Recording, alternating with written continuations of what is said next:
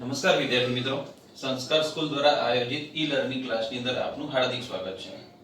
ધોરણ 10 અને વિજ્ઞાન વિષયની અંદર આપણે પ્રકરણ 1 ની ચર્ચા કરી રહ્યા છીએ. અગાઉના બે લેક્ચર તમે ધ્યાનપૂર્વક સમજી ચૂક્યા હશો, શીખી ચૂક્યા હશો. બંને લેક્ચરની અંદર આપણે મહત્વની વાત રાસાયણિક પ્રક્રિયાઓ વિશે કરી કે રાસાયણિક પ્રક્રિયાઓ જ્યારે થતી હોય તો એમાં કેવા બદલાવ થતા હોય છે. ક્યારેક ભૌતિક અવસ્થા બદલાતી હોય છે, રંગ પરિવર્તન થતું હોય છે, કોઈ વાયુઓ મુક્ત થતા હોય છે. આ બધી પ્રક્રિયાઓ આપણે પ્રયોગ કરીને સમજી ચૂક્યા હતા. બીજા લેક્ચરની અંદર આપણે એ રાસાયણિક પ્રક્રિયાઓને સમીકરણ તરીકે કેવી રીતે નોંધી શકાય એના વિશે સમજ્યા હતા અને રાસાયણિક પ્રક્રિયાઓને સંતુલિત કરવા માટેની આ પ્રક્રિયા આપણે સમજ્યા હતા. તો આ જે પ્રક્રિયા છે આ રાસાયણિક રીતે સંતુલિત પ્રક્રિયા છે, પણ આ પ્રક્રિયાની અંદર કોઈ અવસ્થાઓ દર્શાવી નથી. જ્યારે રાસાયણિક પ્રક્રિયા લખવામાં આવે તો એની અંદર અવસ્થાઓ અવશ્ય લખવામાં આવે છે કે આપણને ખબર પડે કે ભાઈ આ કઈ અવસ્થા છે. તો અવસ્થાઓ દર્શાવવા માટેની મુખ્યત્વે આ અવસ્થાઓ આપણે દર્શાવવામાં આવે છે. જો કોઈ સંયોજન કે તત્વ ઘન અવસ્થામાં હશે તો સોલિડ, તો એની આપણે સંજ્ઞા S મૂકીશું. પ્રવાહી અવસ્થામાં લિક્વિડ એટલે L, વાયુ અવસ્થામાં હશે તો ગેસ એટલે G, અને જલીય અવસ્થામાં હશે તો એક્વિયસ AQ. એવું અહીંયા સમીકરણની અંદર નાના અક્ષરે નીચે લખવામાં આવે છે. ચલો હું બતાવું.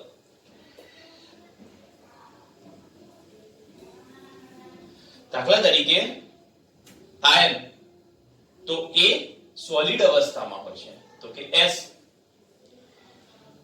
પાણી, અહીંયા આગળ આપણે પાણીની વરાળનો ઉપયોગ કરવાનો છે એટલે કે ગેસ. અહીંયા આગળ જે Fe3O4 બને છે એ સોલિડ અવસ્થામાં બને છે એટલે S, અને H2 વાયુ એટલે ગેસ અવસ્થામાં બને છે, એ ગેસિયસ અવસ્થાની અંદર મૂકવામાં આવે છે. તો આ જે સમીકરણ છે એ સમીકરણ આપણને અવસ્થા સાથે દર્શાવે છે. આ અવસ્થાના સમીકરણ દર્શાવવા માટે આપણે અહીંયા નોંધી શકીએ કે ભાઈ આયન તો કે ઘન અવસ્થાની અંદર હશે અને એને પાણીની વરાળ સાથે પ્રક્રિયા કરવામાં આવે. Fe3O4 ઘન અવસ્થામાં મળે છે અને આ પ્રક્રિયા દરમિયાન હાઇડ્રોજન વાયુ મુક્ત થાય છે. બરાબર, તો આ પ્રક્રિયાઓની વાત થઈ છે. અહીંયા આગળ સોલિડ, અહીંયા આગળ ગેસ, અહીંયા આગળ સોલિડ અને અહીંયા આગળ ગેસ, અને આટલી અવસ્થાઓ એ સમીકરણમાં દર્શાવવામાં આવે છે.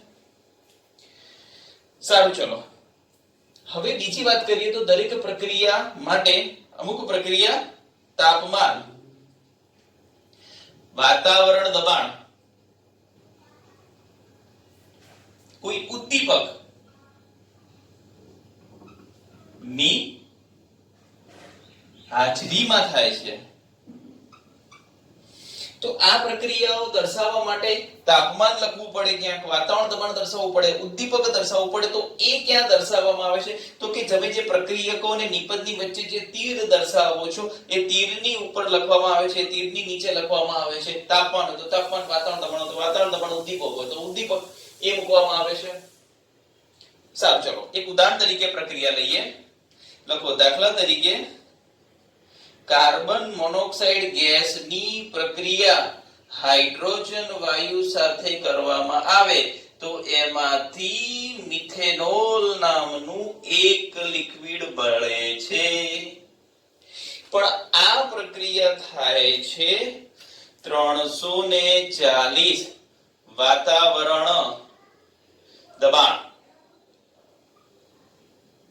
જો વાતાવરણ દબાણ 340 હોય તો આ પ્રક્રિયા થાય છે. આ પ્રક્રિયા દર્શાવવામાં આવે છે, આ સંતુલિત પ્રક્રિયા છે અને એની અંદર જે જરૂરી ઘટક છે એ 340 વાતાવરણ દબાણ હોય તો જ આ પ્રક્રિયા થાય છે.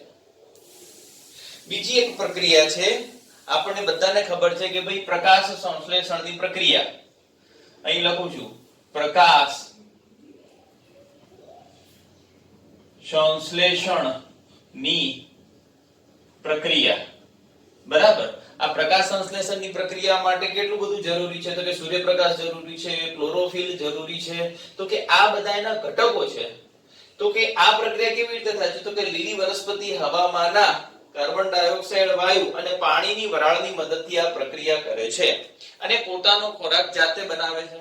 તો કે લીલી વનસ્પતિ હવામાંના કાર્બન ડાયોક્સાઇડ વાયુ 6CO2 પ્લસ 12H2O એમાંથી પ્રક્રિયા કરે છે, એમાંથી મેળવે છે C6H12O6 plus 6O2 plus 6H2.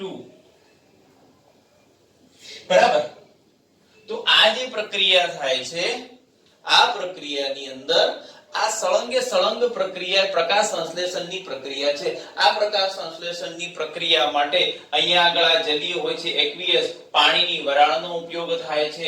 અહીંયા આગળ લખી શકાય એક્વિયસ, અહીંયા આગળ લખી શકાય ગેસિયસ, અહીંયા આગળ લખી શકાય પાણી. તો કે આ સમગ્ર પ્રક્રિયા માટે શું જરૂરી છે? તો કે આ સમગ્ર પ્રક્રિયા માટે સૂર્યપ્રકાશ જરૂરી છે.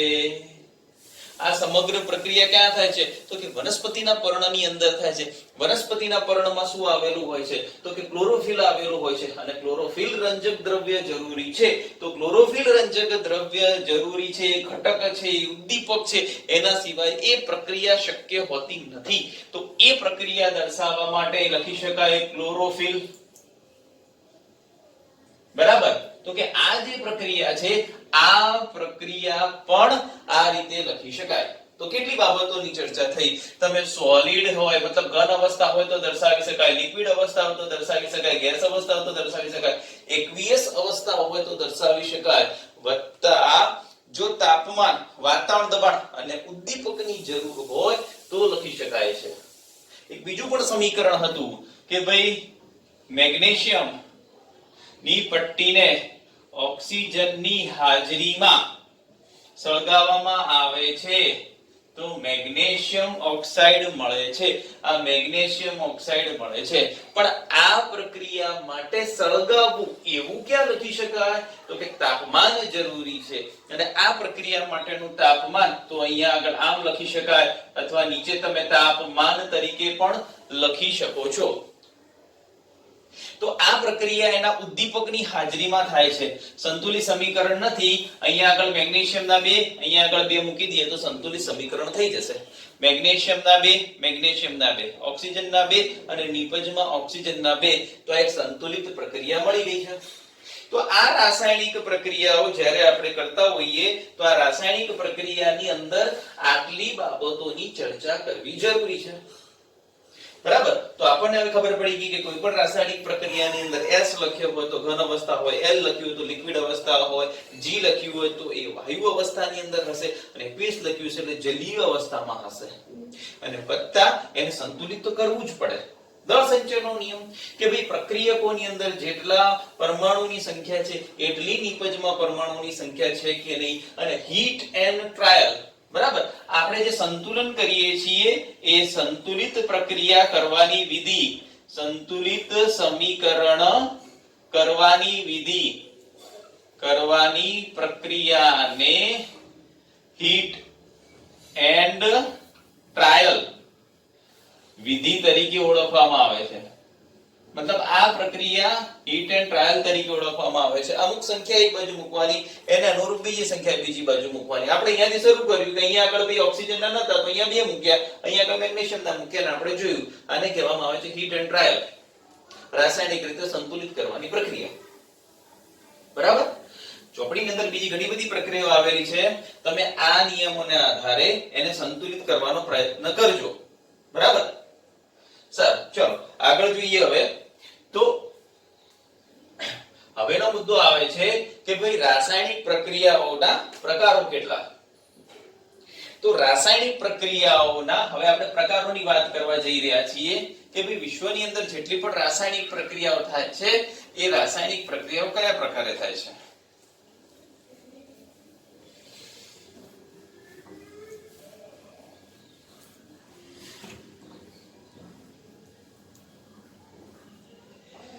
રાસાયણિક પ્રક્રિયાઓના પ્રકારો.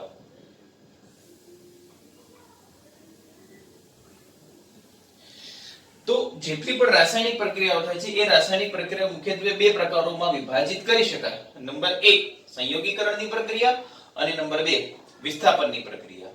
હાલ આપણે અહીંયા સંયોગીકરણની પ્રક્રિયા સમજીએ. બરાબર. તો લખી શકાય શબ્દ કે ભાઈ રાસાયણિક પ્રક્રિયા તો કઈ છે? એક સંયોગીકરણની પ્રક્રિયા,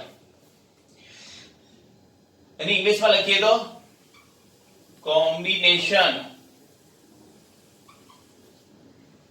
રિએક્શન.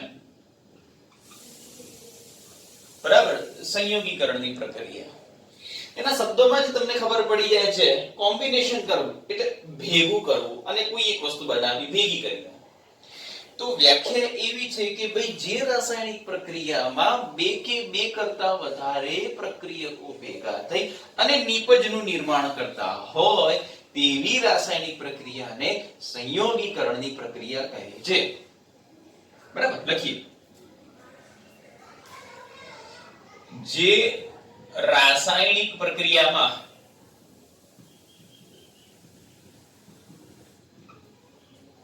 બે કે તેથી વધુ પ્રક્રિયકો વચ્ચે પ્રક્રિયા થઈને નિપજ બનતી હોય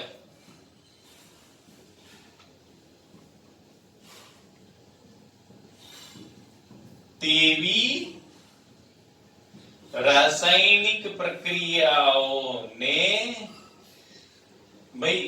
સંયોગીકરણ પ્રક્રિયા કહે છે. ઉદાહરણ લઈએ. સહેલું છે. બે કે બે કરતા વધારે પ્રક્રિયકો ભેગા થઈને તેમની વચ્ચે પ્રક્રિયા થાય ને નિપજનું નિર્માણ બને. આ પ્રક્રિયાને સંયોગીકરણ કહેવામાં આવે છે. કોમ્બિનેશન કરવું, ભેગું કરવું. સૌથી સરળ સંયોગીકરણની પ્રક્રિયા લઈએ. દાખલા તરીકે પાણીનો એક અણુ બનવાની પ્રક્રિયા. હાઇડ્રોજનના અણુ સાથે ઓક્સિજનના અણુનું સંયોગીકરણ થાય અને પાણીનો એક અણુ બને છે. હાઇડ્રોજન વાયુના અણુની ઓક્સિજન વાયુના અણુ સાથે પ્રક્રિયા થઈ હાઇડ્રોજન વાયુનો અણુ બને છે. આ પ્રક્રિયા સંયોગીકરણ છે. કેમ કે બે પ્રક્રિયકો છે આપણા માટે. આ છે આપણા માટે પ્રક્રિયકો અને આ છે આપણા માટે નિપજ. તો સંયોગ થયો. આ બંને ભેગા થઈને તમને એક નિપજ આપી દીધી. બરાબર. હા, રાસાયણિક રીતે સંતુલિત છે કે નહીં જોઈ લઈએ. હાઇડ્રોજનના બે છે તો હાઇડ્રોજનના બે સમીકરણો છે. ઓક્સિજનનો માત્ર અહીં કેટલો છે? ઓક્સિજનનો કેટલો છે? માત્ર એક. તો ઓક્સિજનના અહીંયા આગળ બે કરવામાં આવે. અરે, ઓક્સિજનના અહીંયા આગળ એક છે તો ઓક્સિજનના અહીંયા આગળ બે કરી નાખો. બરાબર. પણ આવું કરવા જવાથી હાઇડ્રોજનના 4 થઈ જાય છે તો હાઇડ્રોજનના 4. હવે આ રાસાયણિક રીતે સંતુલિત સમીકરણ છે.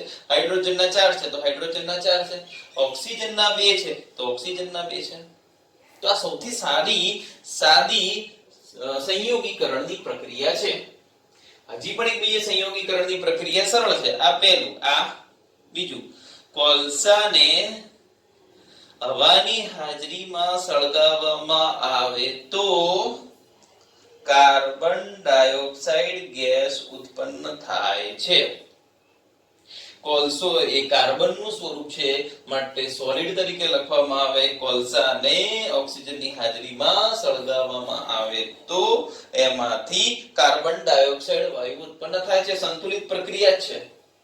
તો આ આપણા માટે પ્રક્રિયકો છે અને આ આપણા માટે નિપજ છે. તો આ સૌથી સરળ સંયોગીકરણની પ્રક્રિયા છે. બરાબર. બે કે બે કરતા વધારે પ્રક્રિયકો ભેગા થઈ અને નિપજનું નિર્માણ કરતા હોય તો એવી એક સરળ સંયોગીકરણની પ્રક્રિયા છે. આ સંયોગીકરણની પ્રક્રિયામાં એક સરસ ઉદાહરણ છે. એ ઉદાહરણની ચર્ચા કરીએ તો આ બંને તમે નોંધી લેજો. આ બંને પ્રક્રિયાઓ લખવી સરળ છે. દાખલા તરીકે આપણા ઘરે દિવાલને રંગ કરવો છે. બરાબર. દિવાલને ચૂનો લગાડવો છે, ધોળવાની છે. તો એના માટે આપણે બજારમાંથી કળી ચૂનો લાવીએ છીએ. આ કોઈ પ્રયોગ જ છે અને એ પ્રયોગને અહીંયા સમીકરણ તરીકે લખીએ તો સંયોગીકરણની પ્રક્રિયા છે. કઈ પ્રક્રિયા કરીએ છીએ આપણે? સામાન્ય રીતે વિચારીએ પછી એને સમીકરણ ઉપર લખીએ. તો કે કળી ચૂનો લાવીએ છીએ, એ કળી ચૂનાને આપણે પાણી ભરેલા કોઈ ટબની અંદર એ કળી ચૂનો નાખી દઈએ છીએ. તો સૌથી પહેલો કળી ચૂનો થશે ને એની પ્રક્રિયા કોના સાથે થશે? પાણી સાથે પ્રક્રિયા થશે. અને એ પાણી સાથે પ્રક્રિયા થઈ અને થોડા સમય સુધી આપણે એને મૂકી દઈએ છીએ.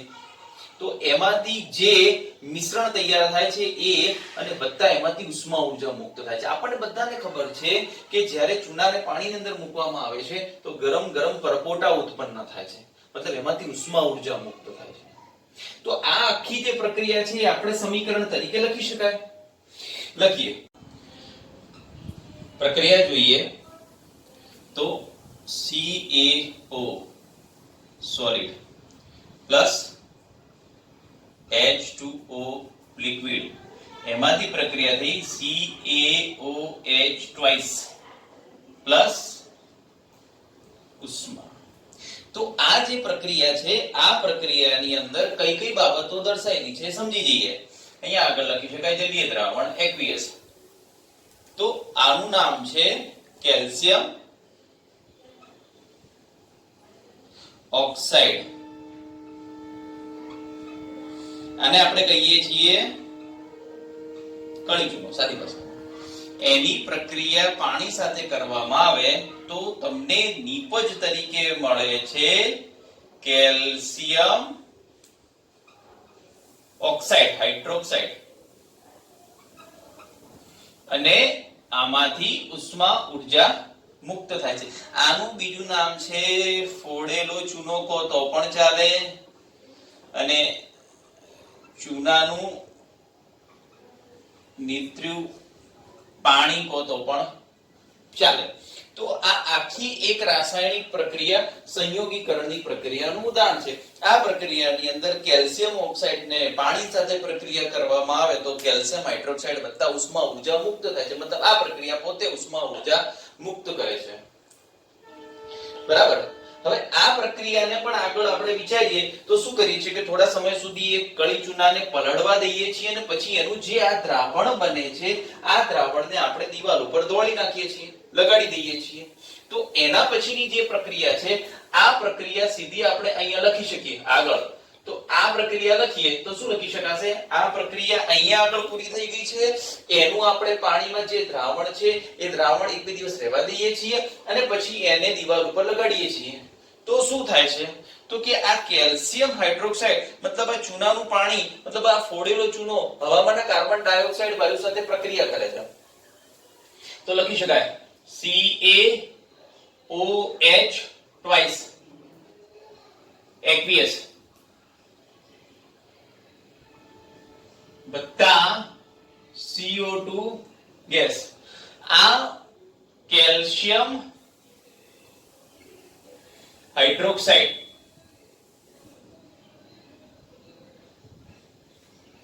હવામાંના કાર્બન ડાયોક્સાઇડ વાયુ સાથે પ્રક્રિયા કરી CaCO3 વત્તા H2O લિક્વિડ. બરાબર. આ પ્રક્રિયા બને છે અને આ જે ચૂનાનું જે પડ છે, ચૂનાનું સ્તર છે એ દિવાલ ઉપર રહી જાય છે અને થોડા સમય પછી ચમક આપે છે. તો આ પણ સંયોગીકરણની પ્રક્રિયાનું જે એક ઉદાહરણ છે. અહીંયા આગળ લખી શકાય કે ભાઈ કાર્બન ડાયોક્સાઇડ વાયુ, અહીં લખી શકાય કેલ્શિયમ કાર્બોનેટ, અને લખી શકાય પાણી. આ પાણી થોડાક સમય પછી દિવાલ ઉપરથી ઉડી જાય છે.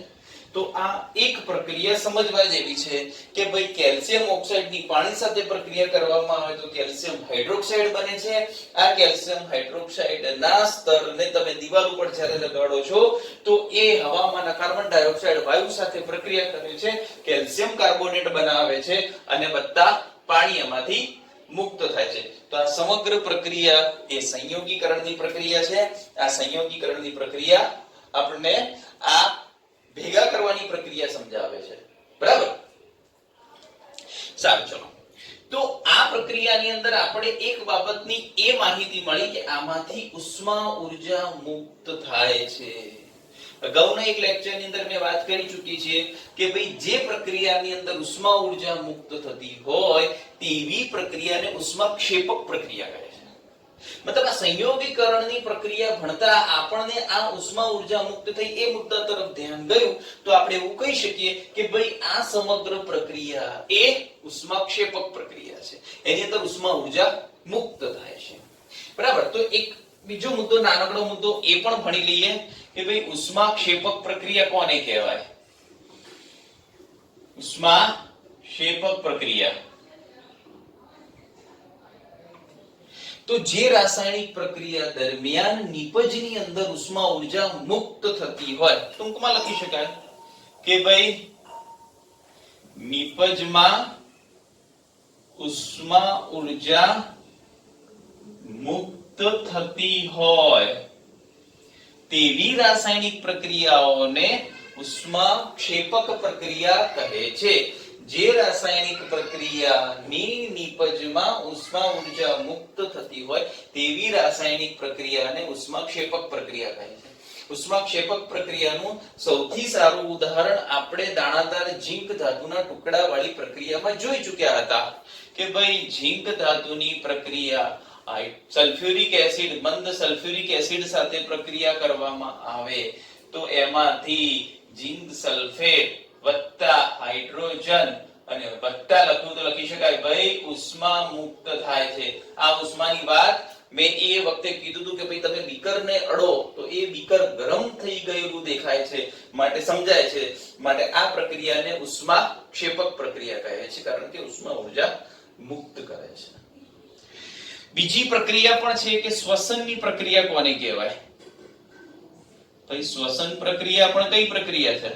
શ્વસન પ્રક્રિયા પણ ઉષ્માક્ષેપક પ્રક્રિયા છે કારણ કે આ પ્રક્રિયાની અંદર પણ ઉષ્મા ઉર્જા મુક્ત થાય છે.